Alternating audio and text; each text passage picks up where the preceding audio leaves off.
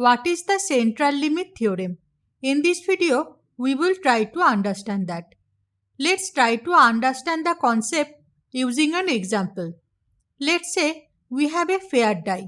We know that if we roll the die, all the numbers from 1 to 6 are equally likely. So, if we roll the die multiple times, the obtained numbers will be uniformly distributed. Now, let's say we roll the die once. So, we will get a number from 1 to 6 and the mean of the obtained number will be the number itself. Now, we repeat the experiment 1000 times. In other words, we roll the die 1000 times. So, we will get 1000 sample means. We can plot the histogram of the obtained sample means. The histogram will look like the following. Now, let's say instead of 1, we roll the die 2 times. So, we will get 2 numbers from 1 to 6. We take the mean of these 2 numbers. Then, we repeat the experiment 1000 times. So, much like earlier, we will get 1000 sample means. We can plot the histogram of these sample means. The histogram will look like the following. Please note that here we have taken 1000 random samples with the sample size n is equal to 2. Now, we can repeat the experiment by increasing the sample size n. When n is equal to 5, we roll the die 5 times.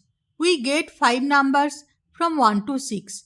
We take the mean of the obtained numbers and then we repeat the experiment 1000 times to get 1000 sample means. Then we plot the histogram of 1000 sample means when the sample size n is equal to 5. The histogram will look like the following.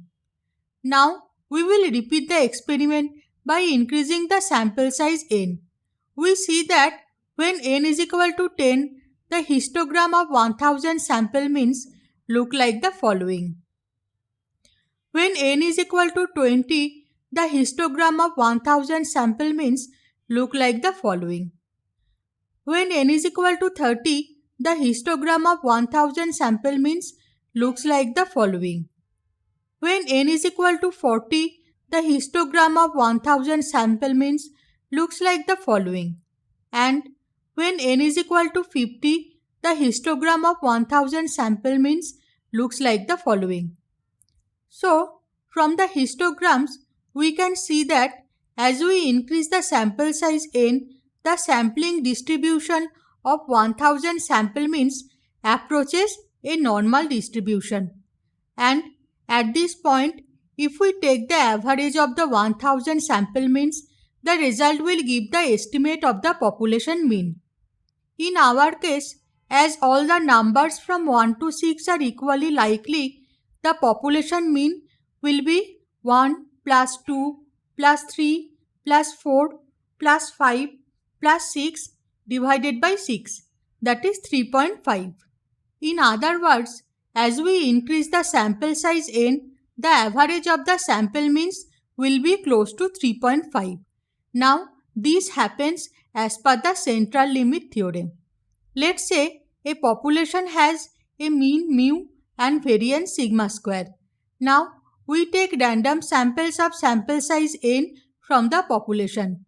As per the central limit theorem, if we take random samples of sufficiently large sample size, then the sampling distribution of the sample means will approach a normal distribution, and this will hold true even if the population is not normally distributed. In other words, if we take random samples from a population, then the sampling distribution of the sample means will approach normal distribution as the sample size increases, even if the population is not normally distributed. I hope this helps. Interested viewers who want to know more, please visit the website of the Security Buddy or refer to the playlist Statistics for Machine Learning. The relevant links are provided in the description. You can also subscribe to us and get notifications on recent videos.